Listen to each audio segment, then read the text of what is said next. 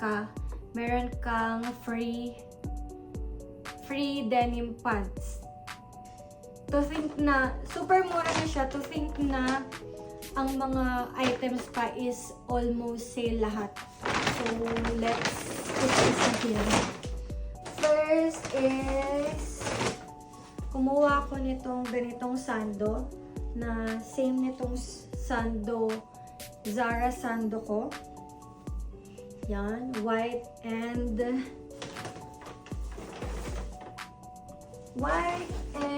black. Saan? Hala, hindi siya nasama? Yeah. Eto. Yan. This is, 299. Etong white is 329. Pero ang regular price niya is 329. Pwede na siya. Large yung kinuha ko para medyo maluwag ng konti. So, next is ito lang pala yung white na nabili ko. So, hayaan na. Next is itong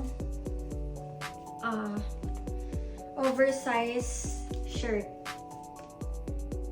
Ito hindi siya sale. Pero kasi pag bumibili ako ng oversized na t-shirt, lagi ako sa Terra Nova. Yan. Ang price niya is 699. This is the size medium. Yan. Black again. And etong pang jogging. Dapat pala kumuha na rin akong white nito. Pero okay lang. Ito is naka-regular price din siya. 449. Actually, mura na siya. Kasi may ganito rin sa Nike. Ang mahal eh.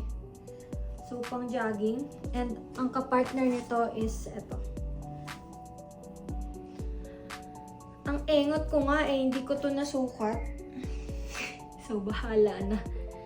So, ang price nito is 699. Gagi, hindi pala mga sale itong nakuha ko. My God!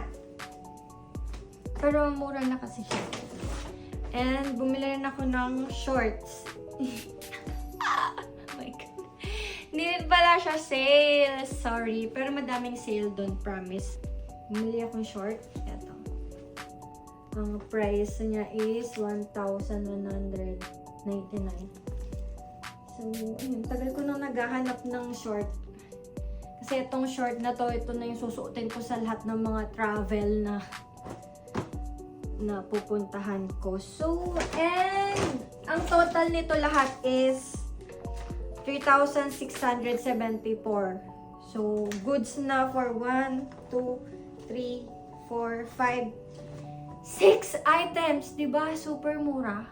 Tapos, ito yung free ko na denim pants na cargo.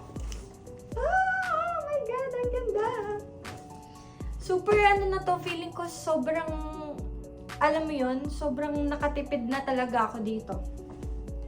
And ang price niya is 2,399. Diba? Regular price yan. Pero free. Kapag naka 3,500 ka. So, mura na siya, diba? Yes, worth it.